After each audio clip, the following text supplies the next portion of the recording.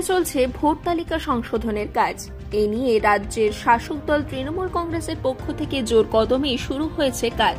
সূত্র থেকে জানা গিয়েছে, ইতিমধ্যে পশ্চিম বর্ধমান জেলা জুড়ে গত এক মাস ধরে শাসক দলের পক্ষ থেকে শুরু হয়েছে আভ্যন্তরীণ মিটিং ও ভোটের তালিকা সংশোধনীয় কাজ নিয়ে বুথ এবং ওয়ার্ড ভিত্তিক সভা। এছাড়াও ভোটের তালিকা সংশোধনের কাজে গতি আনতে পশ্চিম বর্ধমান জেলা তৃণমূল কংগ্রেসের কমিটির পক্ষ থেকে অনলাইনে তথ্য সংগ্রহের ওপর বিশেষ জোর দেওয়া হয়েছে বলেই জানা গিয়েছে। এছাড়াও প্রতিদিন প্রত্যেক বুথ থেকে অনলাইনে রিপোর্ট জমা হচ্ছে জেলা দপ্তরে।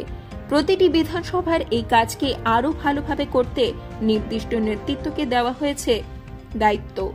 এমনকি পশ্চিম বর্ধমান জেলার তৃণমূল কংগ্রেসের সভাপতি নরেন্দ্রনাথ চক্রবর্তী নিজেও বিভিন্ন বিধানসভায় ঘুরে বেড়াচ্ছেন। ঠিক একইভাবে পাণ্ডবেশ্বরের বিধানসভার ভোটের তালিকায় সংশোধনীয় কাজে আরও গতি আনতে আজ পাণ্ডবেশ্বর বিধানসভার বিধায়ক তথা পশ্চিম বর্ধমান জেলার তৃণমূল কংগ্রেসের সভাপতি নরেন্দ্রনাথ চক্রবর্তীর উপস্থিতিতে পাণ্ডবেশ্বর বিধানসভার অন্তর্গত দুর্গাপুর ফরিদপুর ব্লকের দলীয় নেতা ও কর্মীদের নিয়ে একটি সভা অনুষ্ঠিত হয় লাউদোহা সৃষ্টি একটি কমিউনিটি হলে। কোনো চিন্তার কারণ নেই, কারণ এই বিধানসভাটার নাম পাণ্ডবেশ্বর বিধানসভা। কারণ আমি দেখেছি যারা আমাদের দলের ক্যাডার আছে, যারা আমাদের দলের সাধারণ কর্মী আছে, তারা লড়াইটা আমাকে শতদীপকে সুজিতকে দেখে করে না, লড়াইটা মমতা বন্দ্যোপাধ্যায়কে দেখে করে।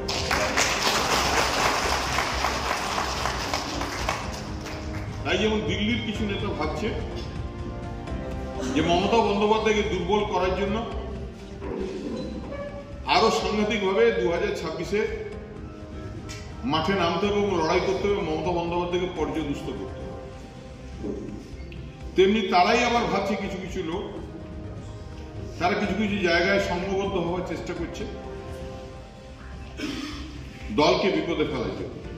কিছু মানুষ আছে সারা বছর তৃণমূলের সঙ্গে থাকবে, গায়ে তৃণমূল কংগ্রেসের জামা পরে থাকবে, নিজে ডিউটি করবো না, আর মুখে বড় বড় বুলি আর ফেসবুকে বড় বড় লেখা।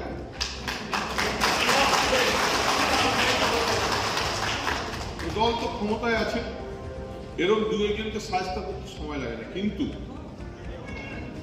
আমি মনে করি যে আমরা যারা তৃণমূল কংগ্রেস গঠন হওয়ার পর মমতা বন্দ্যোপাধ্যায়ের পদচিহ্ন অনুসরণ করে একসঙ্গে পথ চলা শুরু করেছিলাম।